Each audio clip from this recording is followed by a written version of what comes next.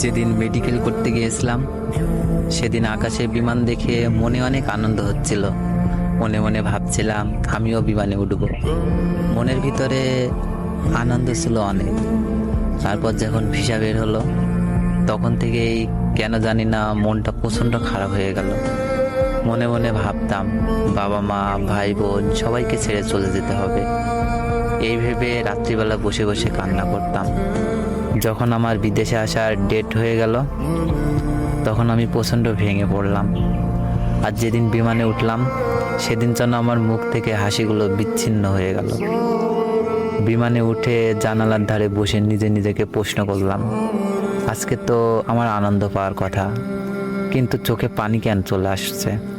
আমি ভেবেছিলাম দিনটা খুব আনন্দে হবে, কিন্তু বিশ্বাস করেন আমার জন্মের পর থেকে এরকম জঘন্য দিন আমার জীবনে আসেনি।